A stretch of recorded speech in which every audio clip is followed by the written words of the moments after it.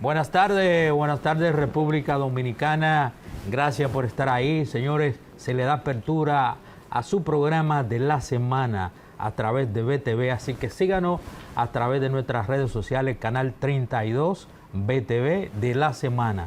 Nos acompaña un amigo, un hermano, Ariel Gutiérrez, como siempre. El jefe del colmado. Bueno, Saludos, bienvenido, señores. Estaba unos días de vacaciones y cumpliendo con unos compromisos académicos que me tenían fuera de sintonía, pero ya estamos aquí como el hijo pródigo de vuelta en casa. Así que hoy tenemos fiesta, señores, informativa para cada uno de ustedes en sus hogares y a través de las redes sociales. Manténganse en sintonía con BTV Canal 32, que ha iniciado de la semana.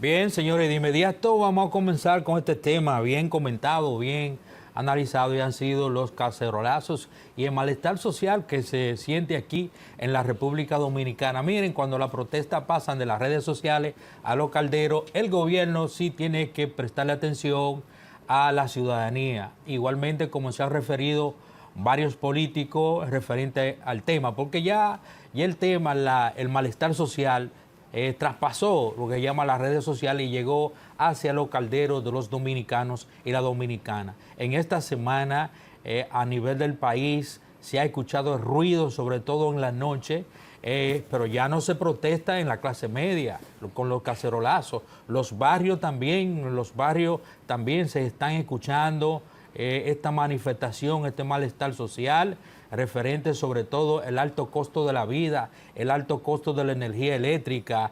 El colmadero se le pierde su mercancía por falta de energía. Y ante todo, señores, la criminalidad aquí en la República Dominicana, promesa que el gobierno había prometido y entonces se encuentra incumplida, y eso está generando un malestar. Mira, la verdad es que estas manifestaciones a destiempo, porque ya no acostumbraron a que este tipo de manifestaciones se ve en los momentos electorales, pero esto debe preocupar al gobierno porque se ha organizado de una manera muy espontánea. Tú no ves un partido político detrás de esto, tú no ves ninguna organización constituida detrás de esto, sino que la clase media dominicana y algunos influencers, si queremos decir, a través de redes sociales, han accionado con este tema de los cacerolazos, que va más allá, señores, de un malestar por un tema de energía eléctrica. También aquí se está protestando por el libre derecho que tiene cada quien a la expresión. Se está protestando, señores, por este paquetazo fiscal que se nos disfrazó como un plan anticrisis, y lo que ha hecho es que la crisis personal y familiar de cada uno de nosotros ha incrementado. Entonces, ¿qué está pasando con este gobierno que invierte tanto en comunicación?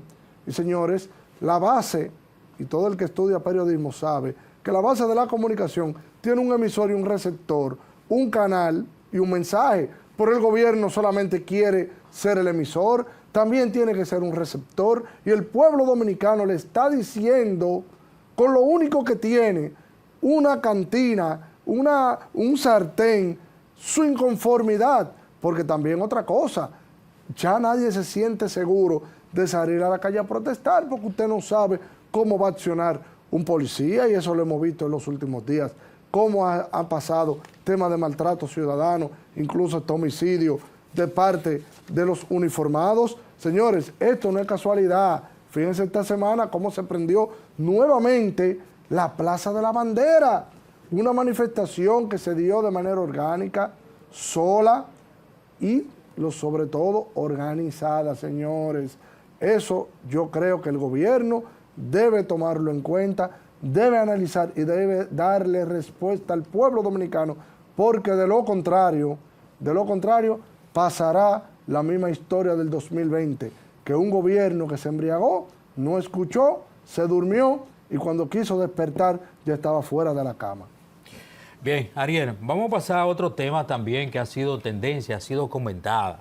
El nuevo Código Penal Señor, el nuevo Código Penal, un bozal para los que hablan duro. Ay. Un bozal para los que hablan duro, precisamente. ¿Usted compró su pijama ya? Pero qué bueno que la Cámara de Diputados recibió unos cuantos periodistas, dijo que iba a tratar de modificar algunos artículos, porque ahí estamos incluidos los comunicadores, ahí están incluidos los médicos, ahí están incluidos los profesionales también independientes. No puede ser, señores, que quizá uno esté cuestionando a un funcionario buscando sobre todo o expresando una verdad y que precisamente por esa ley ambigua entonces tú vayas a prisión. Eso no es debido, y eso ha sido parte también del malestar que surgió, que ha surgido aquí en la República Dominicana, porque no se trata muchas veces de que fulano está metiendo la mano, no, se trata también de tú buscar una verdad. Y entonces, en un sentido democrático, como estamos viviendo aquí en el país, entonces no puede haber una mordaza, porque precisamente los que están en el gobierno, cuando usted observa, casi la gran mayoría de su cuenta o red social o Twitter, como se le llamaba, en ese momento eran su gran expresión.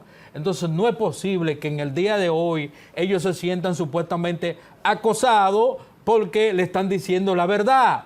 Pero esa misma plataforma que ustedes quieren cerrar es la misma plataforma que usted utilizaron para decirle ladrón a fulano, para decirle fulano un mengano, ¿verdad? Entonces, no es posible eso. Mira, la verdad es que si uno ve este código, y da pena, da mucha pena, porque tenemos ya casi 200 años con un código penal. Señores, el código penal que tenemos nosotros ahora, señores, lo escribió Napoleón. Oye, y después de Napoleón es mucha la lluvia que ha caído. Estamos hablando, señores, casi 200 años de historia ahí, que ya hay que actualizarla. Entonces, empezamos que eran las causales, se quitaron. Después metieron un asunto con la pela de los niños. Y así fueron metiendo debates y debates. Sin embargo, mire cómo colaron, porque si no sale un grupo a salir a protestar, señores, ese código entra en vigencia en los próximos días. Sí. Entonces, si nadie toma ese anteproyecto y lo revisa, entonces yo hasta digo que aquí había una estrategia con el tema de las causales, porque ¿qué le importa al gobierno causales? ¿Qué le importa al gobierno de una pela a un muchachito? Ahora este tema le toca a ellos, que no quieren. Señores, este sería nuestro último programa, si esa ley se aplica. Así es. Porque entonces aquí no se va a poder decirle nada a nadie. Aquí lo van a venir a buscar a uno y nos van a esperar allá abajo con la fiscalía para cuando usted grabe, llevárselo por ahí mismo. Entonces no, nosotros tenemos que permitir la libertad de expresión en la República Dominicana, y es una cosita que solamente hay que definirla bien. Ni siquiera hay que quitar el artículo, porque yo le voy a decir una cosa, como decía un personaje en el Chavo, ¿verdad? Como digo una cosa, digo otra. Óyeme, es verdad que hay que ponerle límite a la difamación, hay que ponerle límite al perjurio, hay que ponerle límite a muchas cosas que no se hacen debidamente. Mira, pero el límite no es amordazar, el límite es poner reglas. Usted va a hablar de Bienvenido Durán. Si usted va a hablar de Bienvenido Durán, pues usted tiene que tener la prueba de lo que está diciendo. Pero no es de que solamente por el hecho de yo sentirme ofendido, ya yo lo voy a someter a usted a la justicia y a usted le vayan a meter de 5 a 10 años de prisión. No, señor. Ahora, si yo dije que Bienvenido es un ladronazo y yo no tengo la evidencia, ahí, bueno, pues ya él me somete por difamación y es una multa civil lo que lleva ahí, porque yo no le di golpe, yo no le di un tiro, yo no hice nada más que utilizar una palabra. ¿Y qué puede llevar eso? Una multa, una retractación, ¿verdad? Sí. Creo yo que es así. Ariel, mira, los políticos y los funcionarios tienen ya que acostumbrarse que están frente a una ciudadanía más vigilante. La tendencia entre el Piro y Pacheco, que entre dos tigres iguales, ¿verdad?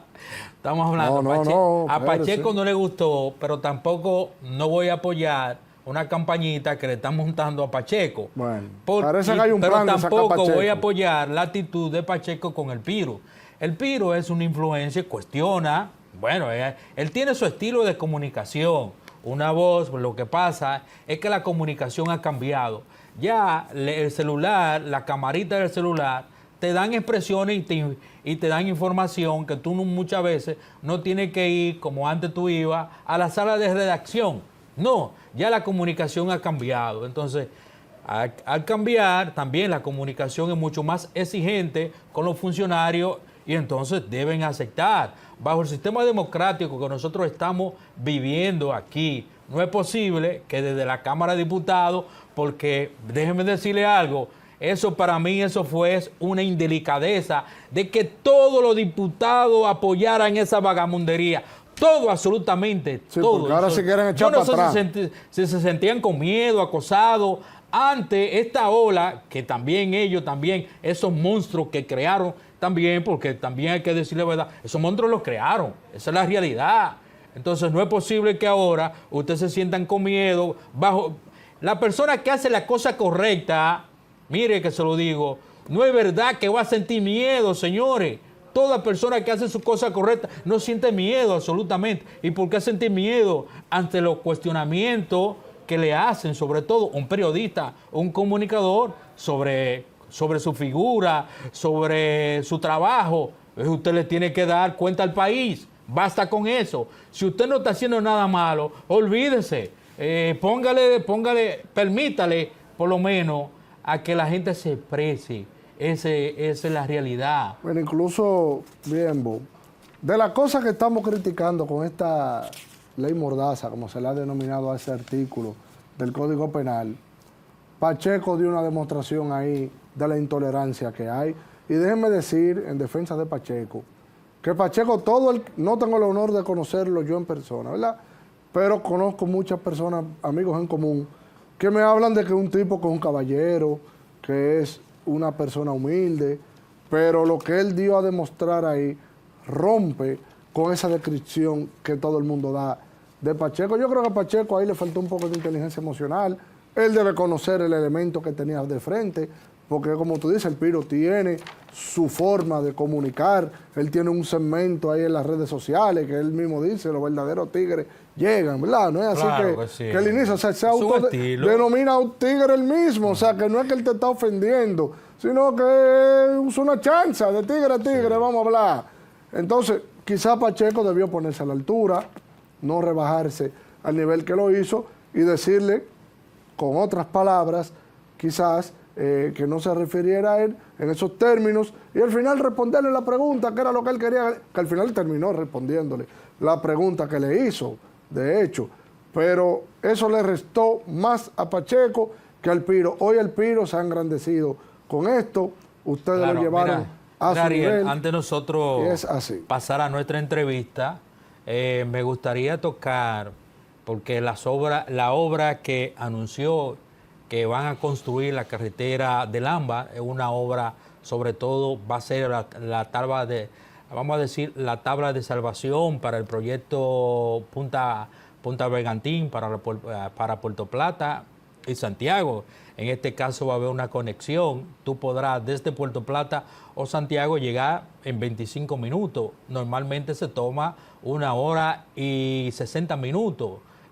Cuando el tránsito está normal, cuando el tránsito está congestionado, tú fácilmente te puedes tomar hasta 2 horas de Puerto Plata a Santiago. Yo creo que es una obra que va a desarrollar un poco más el puente, como quien dice, el puente de desarrollo entre Santiago y Puerto Plata. Puerto Plata tiene la playa, Santiago tiene lo que se llama el desarrollo comercial, obviamente. Entonces, esas conexiones, yo creo que el norte, entonces, con este proyecto, ojalá, y que no vean solamente los 28,000 millones de pesos que va a costar esta autopista, que comienza ahí y fácilmente vamos a decir que llega a los 50,000 millones o algo más. 3 consorcios van a participar en la ejecución de esta obra: Acero Estrella, RICIP y me parece Mícalo Bermúdez, que es también un constructor ahí en la ciudad de Santiago. qué bueno, porque tenemos que terminar, tenemos Pero porque vamos a pasar con la entrevista. El desarrollo del país no lo Sí. podemos parar, y todo lo que Así sea es. en beneficio, no importa quién lo haga, que lo hagan. Pase la entrevista. Pero que lo hagan. Señores, vamos a la pausa y en breve retornamos con la entrevista de la semana. Saludos amigos, ya estamos en nuestro set de nuestra entrevista y para esta semana, señores, vamos a estar conversando con el ingeniero César Fernández, quien es miembro de la dirección política de la Fuerza del Pueblo, aparte un gran técnico en la ingeniería. Así que buenas tardes, César. Bueno, muchas gracias. Bienvenido a la semana, César. Muchas gracias. Hacía tiempo que no venía por aquí. Un amigo. Esta casa es suya. Gracias. Sí. Feliz y contento de que hoy domingo estemos llegando a los hogares dominicanos y del mundo. Así Porque es, así este programa es global y de verdad para mí siempre halagador, enriquecedor compartir con ustedes. César, entrando de una vez en materia, pues la gente ya no tiene mucha teoría, la gente quiere saber la política, la fuerza del pueblo. En estos últimos días hemos visto que ha salido a criticar, a hacer su rol opositor frente al gobierno. ¿Cuáles son 3 situaciones que tú puedas ver de manera resumida que está causando como este descontento en la población? ¿Qué es lo que está pasando, César? Mira, lo primero es que tienes un gobierno que en estos 6 años que tiene cambió el modelo económico de manera súbita, el que existió 20 años anterior a que ellos llegaran. Me explico. Durante los 20 años previos a los gobiernos del PRM, a estos 2 consecutivos, la República Dominicana crecía sobre el 5% de su Producto Interno Bruto promedio anual, tanto en el gobierno del presidente Leonel Fernández como en el gobierno del presidente Danilo Medina. ¿Y por qué esto ocurría? Porque el gobierno invertía entre el 4 y el 5% del PIB en infraestructura, o sea, en obras de inversión de capital que tienen un retorno a la economía. Esto cambia de repente y eso cae de 4.5, 5, 6 en algunos gobiernos de Leonel a 1.5 del gobierno del PRM. Y esto genera una desaceleración en la economía local. Fíjate qué interesante que cuando buscas el año 2025, te dice el gobierno, rompimos récord en inversión extranjera, sobre los 5.000 millones de dólares en inversión extranjera directa. Rompimos récord en recibiendo remesas, más de 10.000 millones de dólares. Rompió récord la zona franca. Eso es ahora En el gobierno. el 2025. Todos los sectores crecieron menos en la construcción, que decreció en 2%.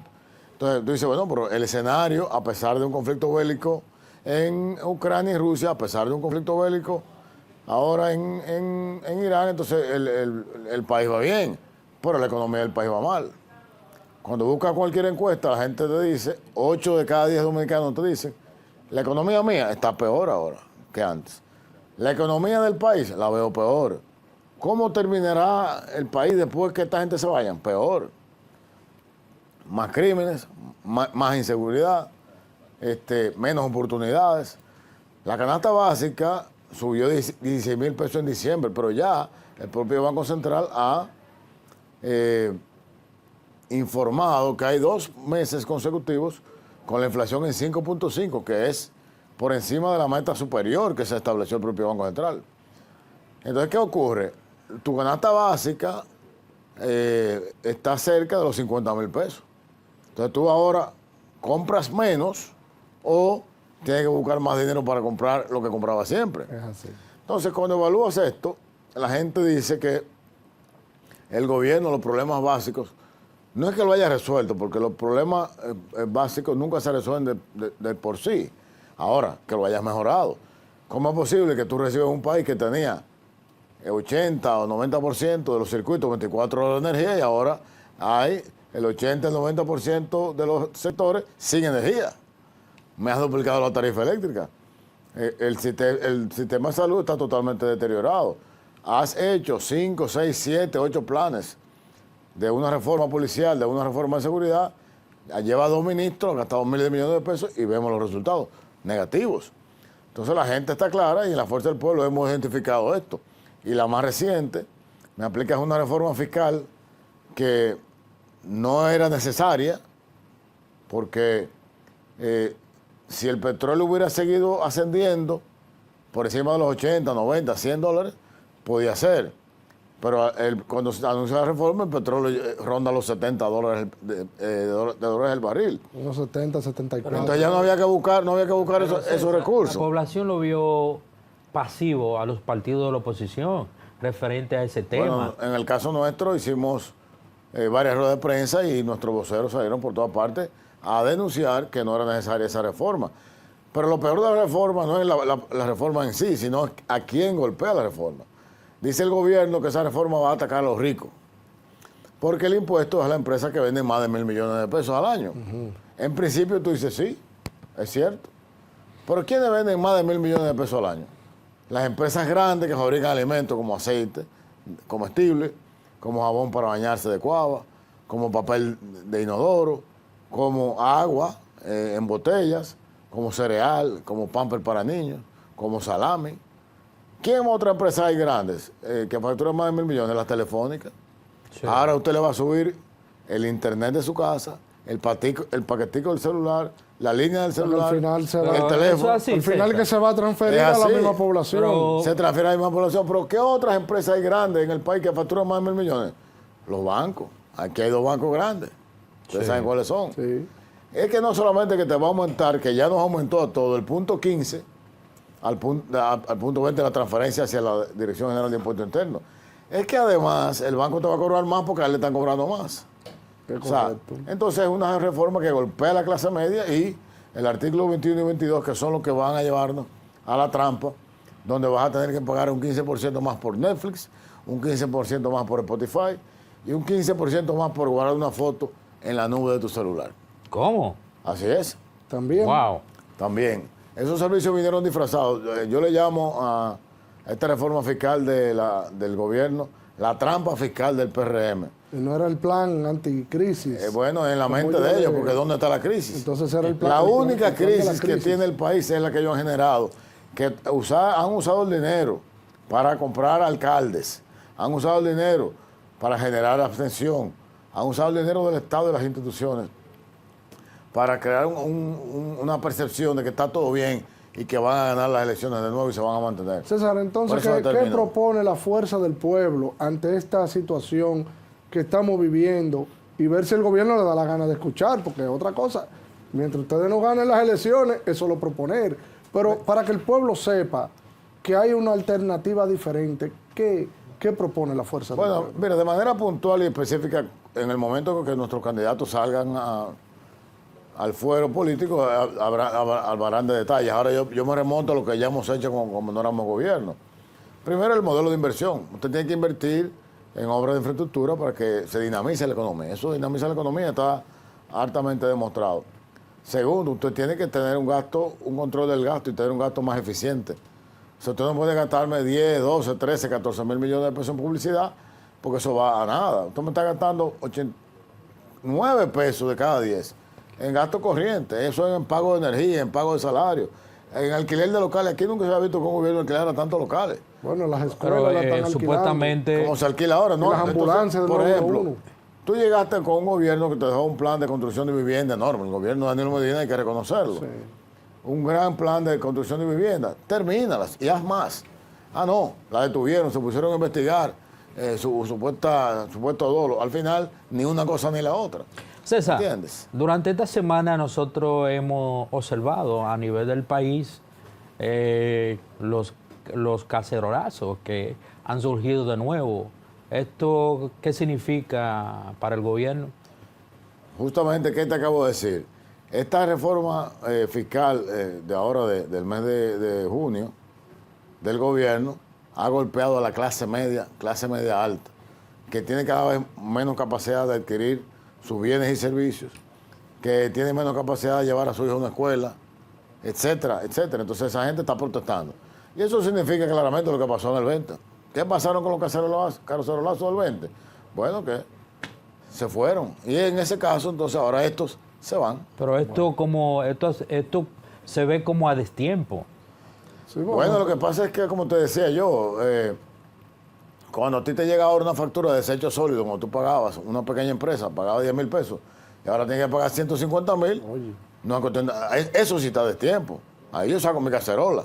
Cuando yo compraba el pollo 80, 85 pesos, lo tengo que comprar a 125, 130 pesos, ahí es un cacerolazo.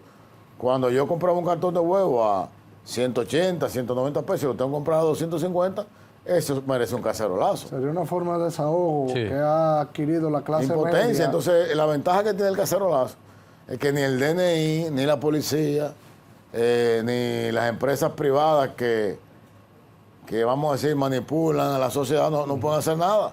No, porque ¿cómo usted puede parar un cacerolazo en una propiedad privada? Dentro de una casa. No, usted no puede. Y no solo una casa, de una torre, un Sí, sí. edificio. En una torre, yo vivo en un Porque edificio. yo no he visto cacerolazo en los barrios. En los barrios. No, Ni porque siquiera. No, ellos hay. Los barrios sí, ellos les hay. siguen No, la mayoría subsidiando. está- En señores, los barrios, Plantín y en los Naco. barrios hay.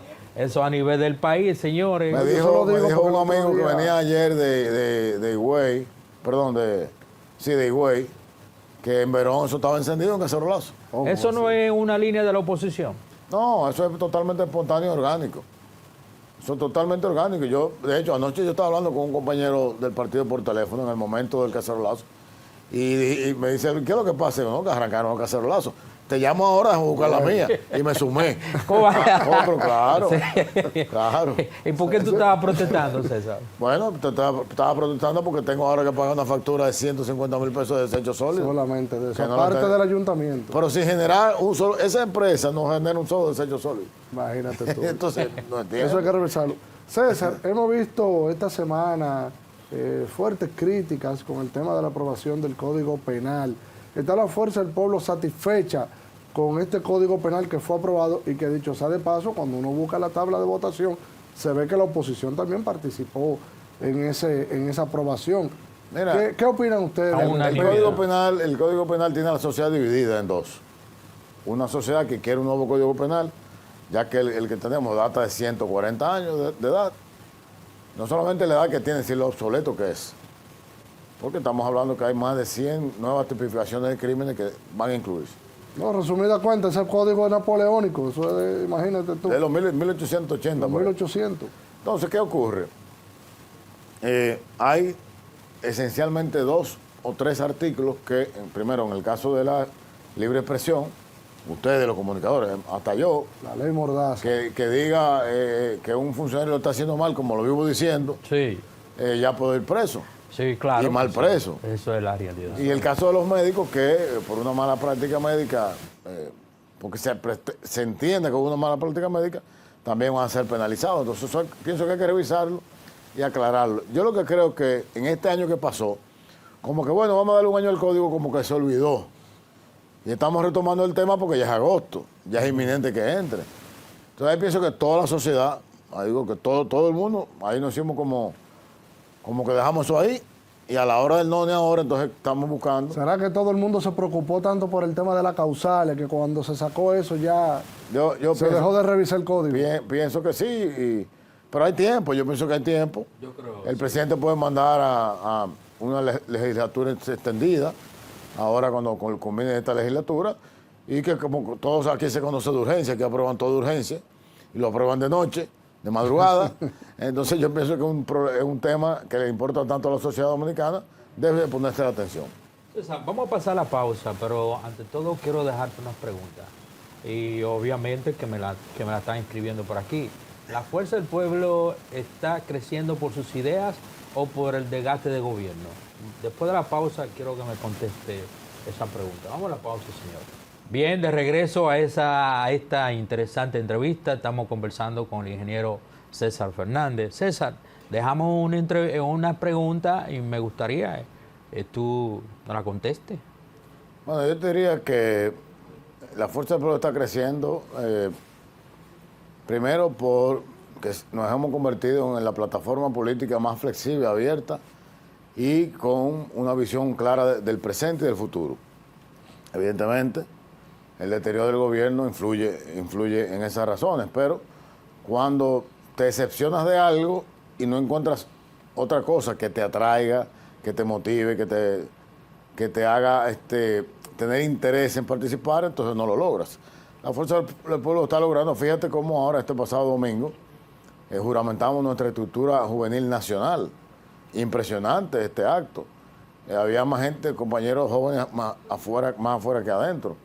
Pero ves, escucha el discurso de los jóvenes de la Fuerza del Pueblo y te sorprendes, porque admirable que un joven de 30, 29, 28 años esté diciendo que está participando en política por la causa del medio ambiente, por ejemplo, o por la causa de la defensa de los animales, o por el deterioro de la economía. Es decir, que estos jóvenes que están entrando a la Fuerza del Pueblo están asumiendo causas. Pero también gente que ha estado en otros partidos políticos, y básicamente el partido de gobierno.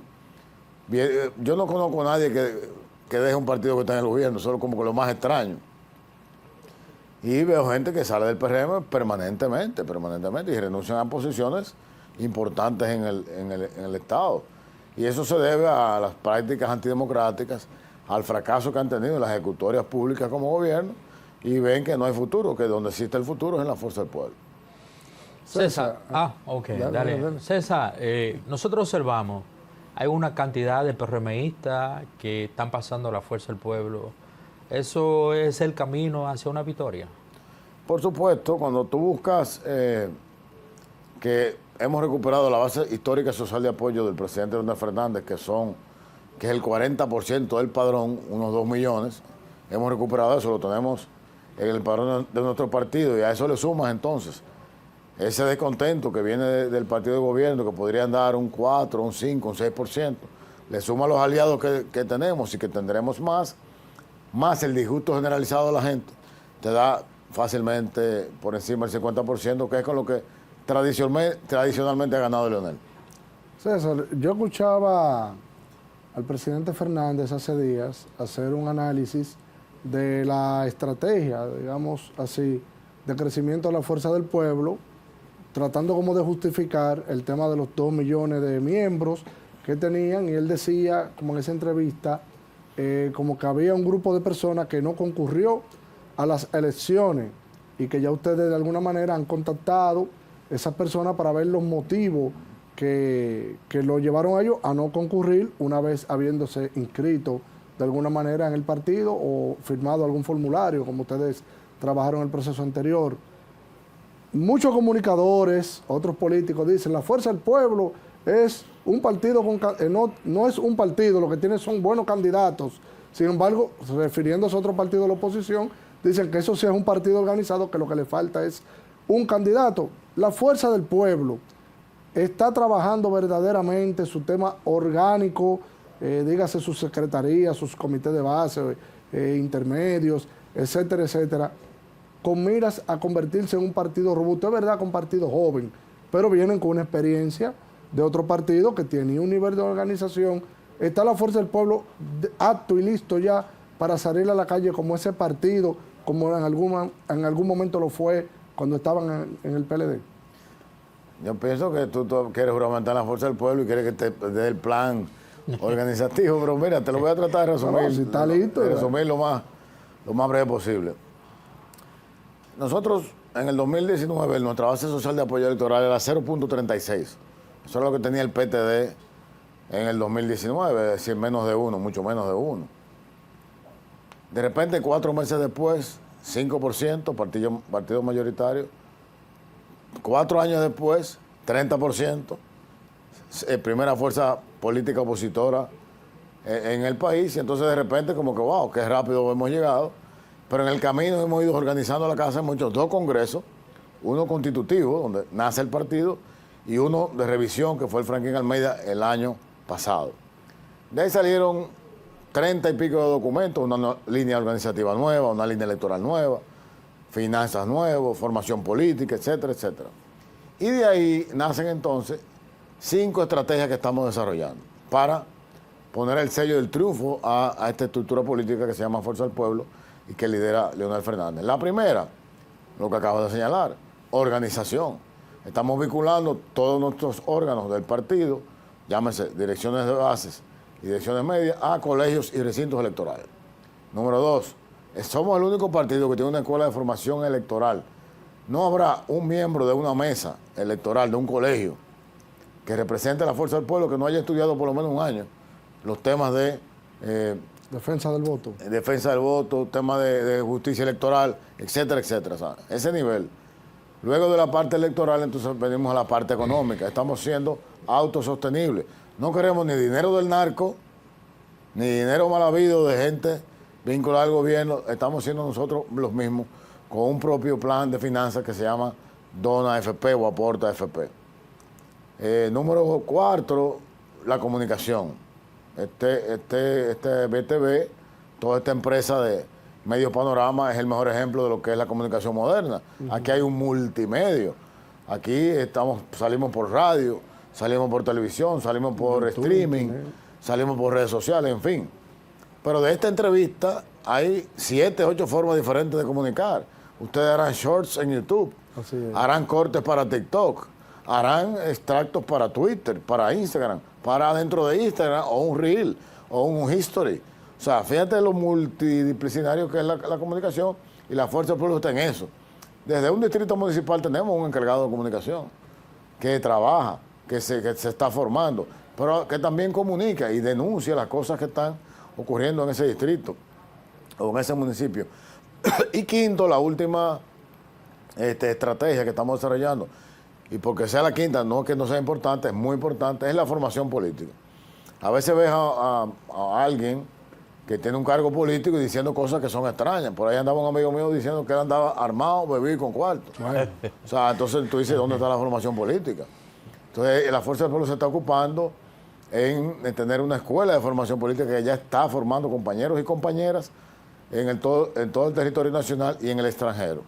Entonces, estamos claros, estamos enfocados, sabemos hacia dónde vamos, tenemos las herramientas, pero hay que trabajar.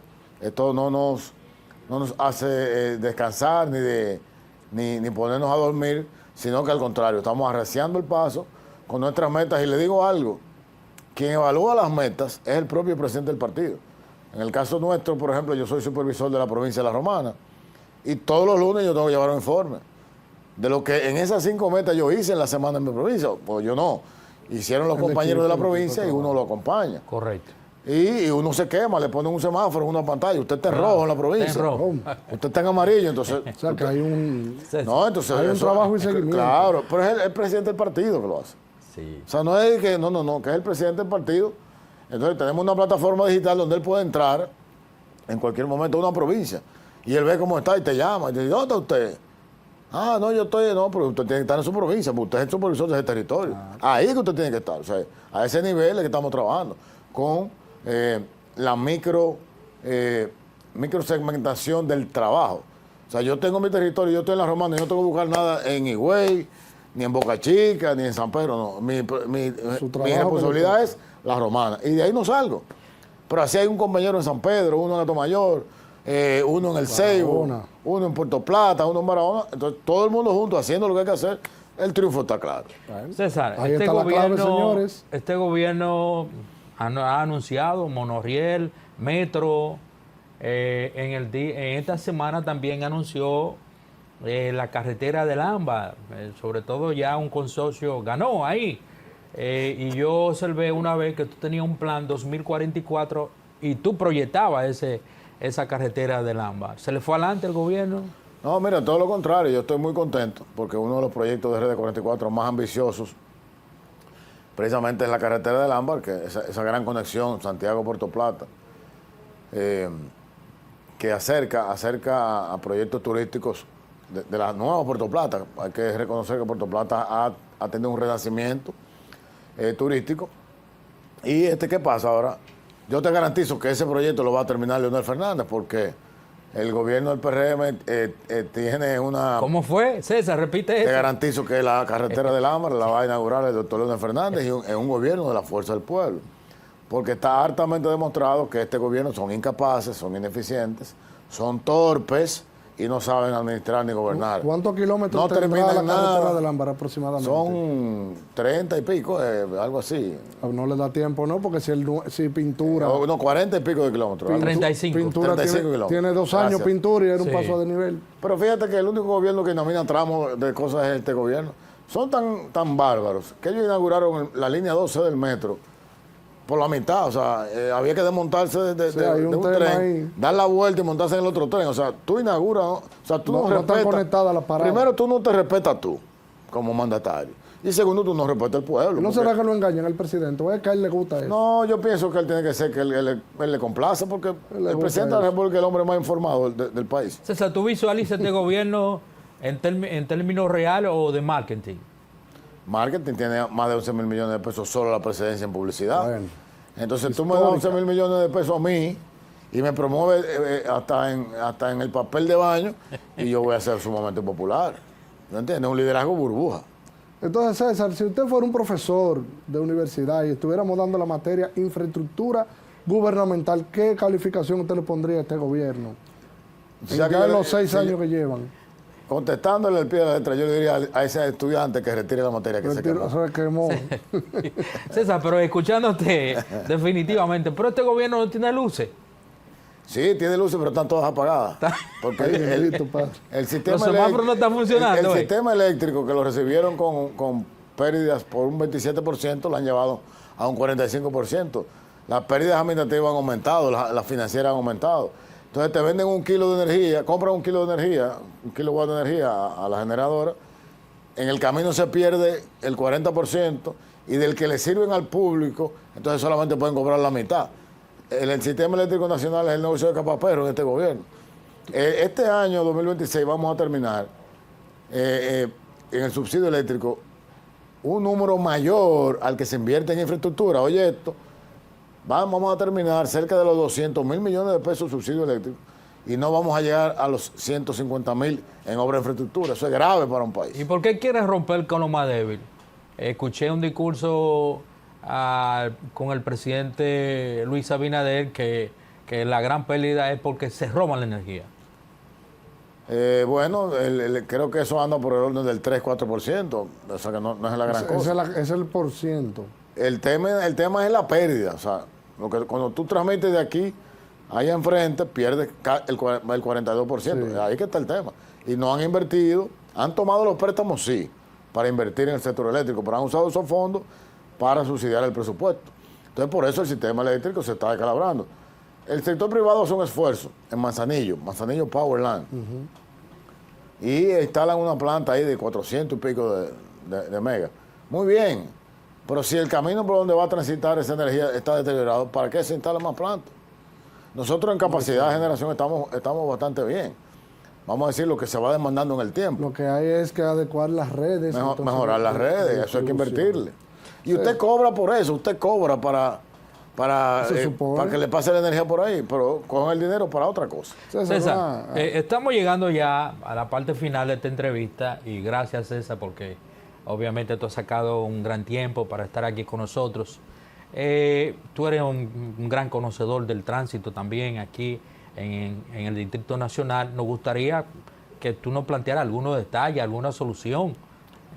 Mira, nosotros en el año 2019 hicimos un gran estudio en la Fuerza del Pueblo con el tema del tránsito y movilidad en el Gran Santiago, el Gran Santo Domingo, Puerto Plata, San Francisco de Macorís, La Romana, La Vega y San Cristóbal, que son las urbes más congestionadas a nivel de tránsito. Hicimos un trabajo brillante. Este trabajo fue actualizado para el 2024 y, por ejemplo, te digo, el problema del Distrito Nacional es que te entran diariamente